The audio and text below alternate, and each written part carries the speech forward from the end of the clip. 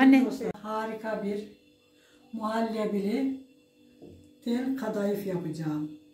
Ama harika olacak. Onun için 1 kilo tel kadayıfım var. Biz kalabalık aileyiz. 2 kaşık nişastam var. 2 kaşık unum var. Ondan sonra şekerim var. Sütüm var. Ve susuz yağım var. Şimdi bunların nasıl yapıldığını size tariflerine güzel güzel vereceğim. Sıralı bir şekilde. Sıralı bir şekilde vereceğim. Şimdi önce şerbetini hazırlayacağız dostlar. Şerbeti için tangırladım, kusuruma bakmayın. Şöyle tenceremize tabii şekerimizi 1 kilo şeker koyacağız. 5 bardak 1 kilo dostlar. 1 kilo şeker anca yeter buna. Ve 5 bardak dostlar. Şu da benden olsun. Böylece tamam. Şimdi 5 bardak da su koyacağım. Şimdi sıcak su koyuyorum dostlar. 2 4 ve 5. Şimdi ateşimizin üzerine bunu alıyorum. Şerbeti hazırlanıyor.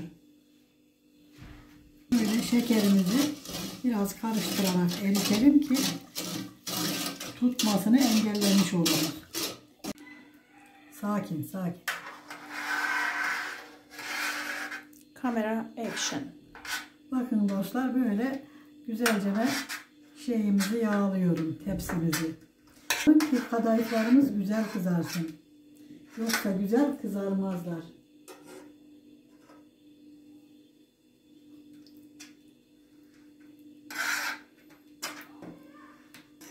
Şimdi dostlar bu hazır. Şimdi geldik bunun aşamasına. Bir tepsiye ihtiyacım var. Şöyle bir tepsiye döküyoruz.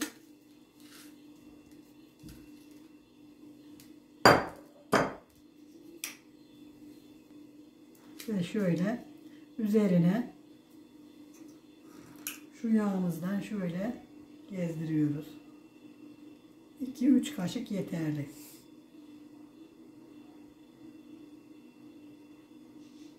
Bu kadar yeterli. Şimdi böyle iyicene bunu yediriyoruz. Böyle yavaş yavaş her yerine karıştırarak bu yağları yediriyoruz dostlar. Bakın bu şekilde iyicene ovalayacağız. Anne yüksek ses demedin mi demin? Bakın dostlar böyle yüksek sesle iyicene yüksek ses.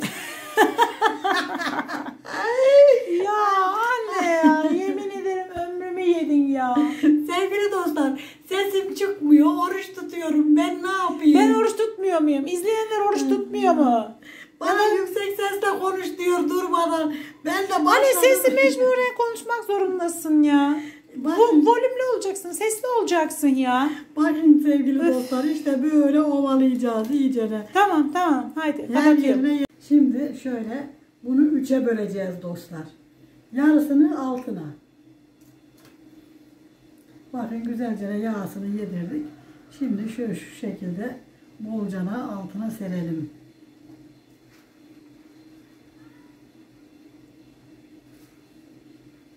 Bu kadar yeterli. Şöyle güzelce tabanına yerleştirelim dostlar.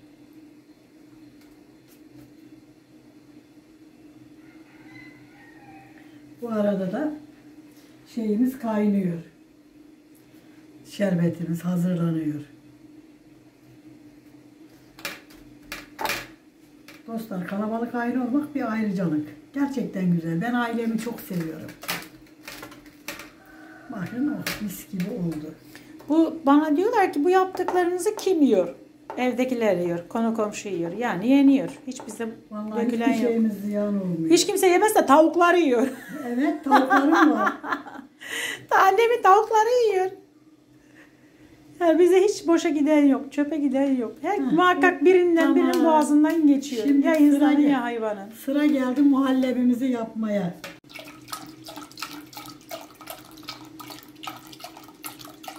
1 litre süt. Evet. Tam 1 litre. Size sütü göstermek için buna koymuştum. Sonra 2 kaşık nişasta, 2 kaşık un ve bir bardak da şekerimizi alıp bir paket vanilya, Şekerli vanilya. vanilin. Bir bardakta şekerimizi koyuyorum. Ve Yüksek sesle konuşma, yorulursun. bir bardakta şekerimizi koydum dostlar. Şimdi bu işler bitti. Şöyle sıra geldi karıştırmaya. Bütün her şey eridikten sonra da inşallah ateşimizin üzerine alıp pişireceğiz. Dostlar bir bardak da su ekliyorum. Çünkü bizim tepsimiz büyük tepsi.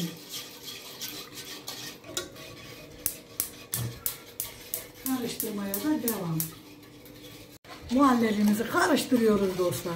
Burada da şeyimiz kaynıyor. Size hemen göstereyim. Şerbetimiz kaynıyor.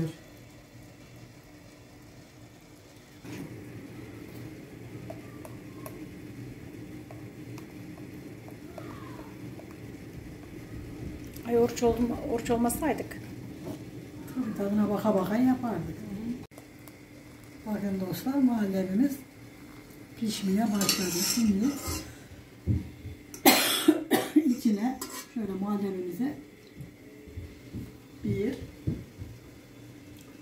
ve 2 yemek kaşığı yağ döküyorum.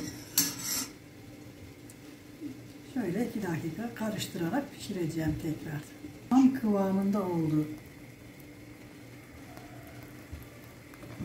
Oldu. Benim kızıma kalırsa soğumadan niye koyulaşmadığını soruyor. Ya niye koyulaştın? Soğuyunca zaten tam kıvamında olacak. Bak kameraya karşı bunu hep böyle koy anne bak. Tamam mı? Hep yamuk koyuyorsun. Yoruldum ha. Ya şimdi oruç olmaz.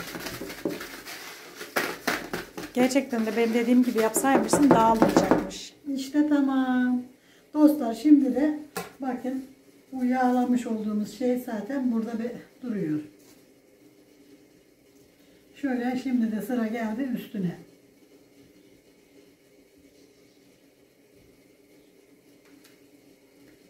Ya her şeyin bir yakışığı var. Yakışığı olmazsa bir şeyin olmaz. Yakışanı yapacağım.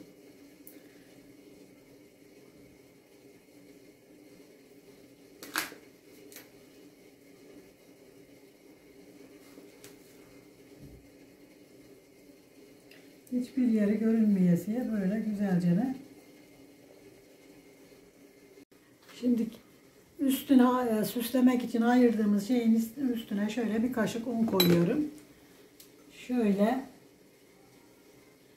nemlendirmek için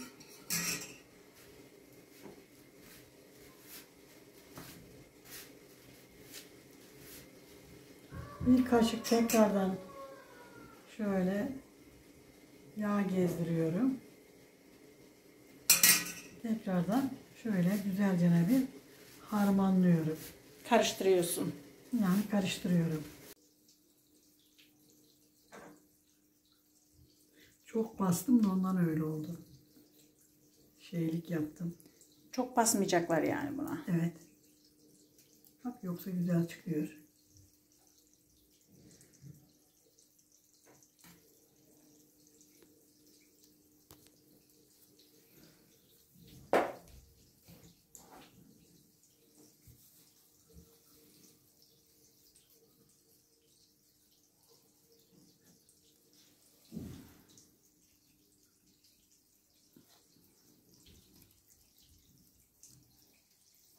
Bence çok güzel oldu.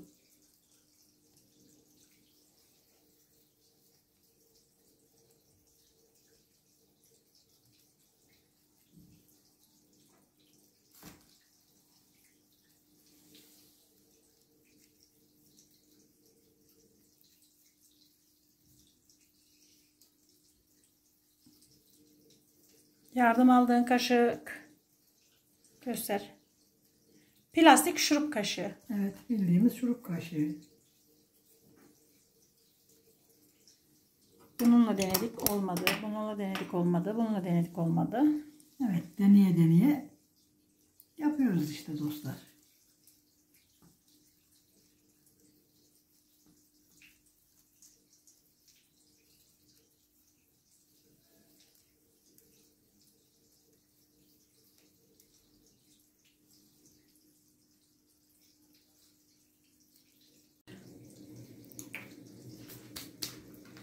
Şimdi de fırına salacağız ama bakın dostlar, şimdi sıra geldi. Şu benim küçük şeyimi verse şöyle azıcık şöyle. Anneme yeni bir şey aldım da bundan vazgeçemiyor. Herhalde buna sarılıp yatacak akşam. Çok beğeniyorum dostlar bunu. Bakın sana, işimi kolaylaştırıyor bakın. Tepelerine birer damla şöyle Üzerlerine, en üst kısımlarına. Kızarması daha bir güzel olacak dostlar. Bence serpit... yapma. Anladım sonra da. Sen benim hiçbir önerime kulak asma anne. Zaten sana kulak assam ben tencereye koyduğum yemeklerin yeneceği de kalmaz Allah rızası için. Şuraya biraz sıkıştırdım dostlar ama olsun. Doğru girdi tepsimiz. Kızardığında görüşürüz. Sevgili dostlar, bakın şerbet ılık. Bunun da ilk sıcağı çıktı. Şöyle her şeyin kafasına birer tane koyacağım şöyle.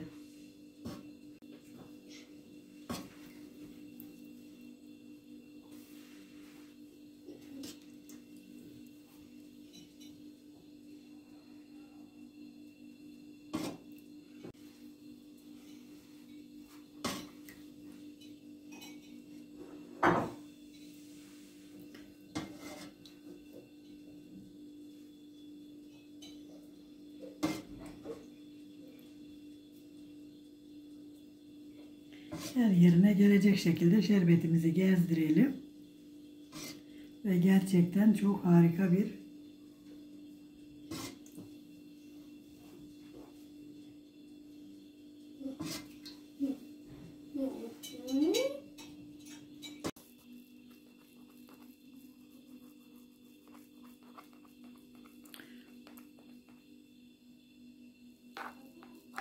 dostlar, şöyle güzelce kendimce kesiyorum. Herkes evine göre kessin.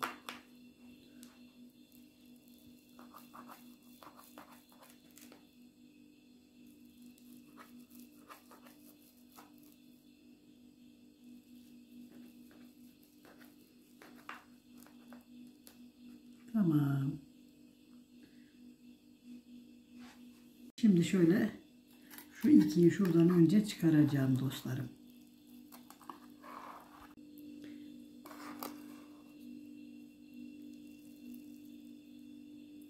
Bakın dostlar, çok güzel ve harika olmuş.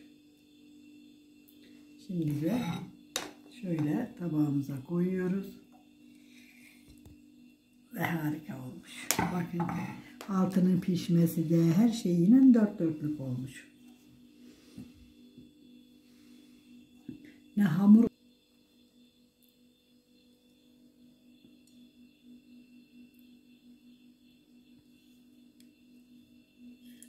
İçinin muhallebesiyle, üstünün kıtırıyla çok harika olmuş dostlar.